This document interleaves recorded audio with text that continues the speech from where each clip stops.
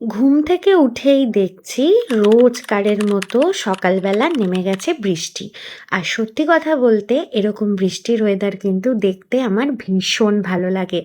শ্রাবণ মাস বলে কথা, বৃষ্টি তো হবেই। তবে হ্যাঁ, জামা কাপড় যখন শুকোয় না তখন একটু রাগ ধরে, ঠিক কথা। এছাড়া কিন্তু এই বৃষ্টির সময়টা আমার জাস্ট দুর্দান্ত লাগে। ঝটপট করে স্নান করে আমি হয়ে গেছি রেডি, কারণ রাইয়ের স্কুলের ছুটির টাইম হয়ে গেছে। আর এরপর আনতে যাওয়ার পালা। যেহেতু শ্রাবণ মাস পড়েছে, সবুজ চুড়ি পরেছি। আর হ্যাঁ, মেহেন্দিও পরেছিলাম, মেহেন্দিটা কিন্তু উঠে গেছে। আর তারপর ভোলেনাথের পুজো করে নিলাম। যেহেতু সোমবার ছিল সেহেতু পুজো করে নিয়েছি। আর এরপরের পর্ব ছিল আমার ব্রেকফাস্টে। জীবন থেকে যেরকম বহু টক্সিক মানুষকে বাদ দিয়েছি, সেরকম কিন্তু টক্সিন আছে এরকম খাবার দাবার আমি একটু এড়িয়েই চলছি। তাই জন্য খেয়ে নিয়েছিলাম স্মুদি। আর রায়কে যখন স্কুল থেকে নিয়ে বাড়ি ফিরছি, প্রচণ্ড পান খেতে ইচ্ছে করছিল। আর আমাদের পাড়ার এই পানের দোকানটায় কিন্তু দুর্দান্ত পান বানায়। আর ওই বড় পানটার পাশে যে ছোট পানটা, ওটা ছিল আমার মেয়ের জন্য।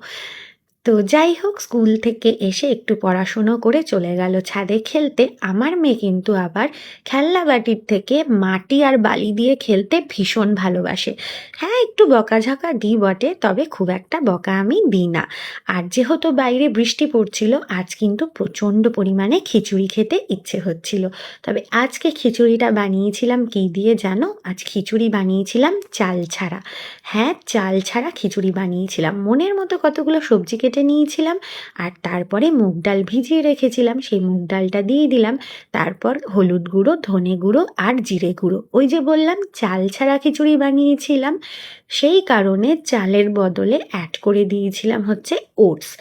আমি প্রথমে ভেবেছিলাম যে কি জানি কেমন খেতে হবে, খানিকটা দ্বিধা নিয়েই কিন্তু আমি ওটসের খিচুড়িটা বানিয়েছিলাম।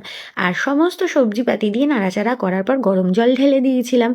আর যেহেতু সোমবার ছিল, আমি পেঁয়াজটা অ্যাড করিনি। তবে নিরামিষ খিচুড়ি, বিশেষ করে ওটসের খিচুড়ি যে এত টেস্টি হবে, বিলিভ মি, আমি একদমই বিশ্বাস করতে পারিনি। মানে এটাতে যদি পেঁয়াজ টেয়াজ পড়তো তাহলে হয়তো আরও দারুণ হতো।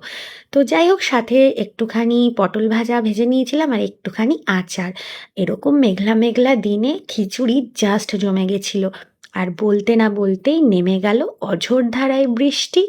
আর এরকম বৃষ্টির দিনে একটা ভাত ঘুম, ও সরি, খিচুড়ি ঘুম না দিলে কিন্তু ঠাকুর পাপ দেবে। এবার তোমরা সবাই জানিও আমার ভিডিওটা কেমন লাগলো।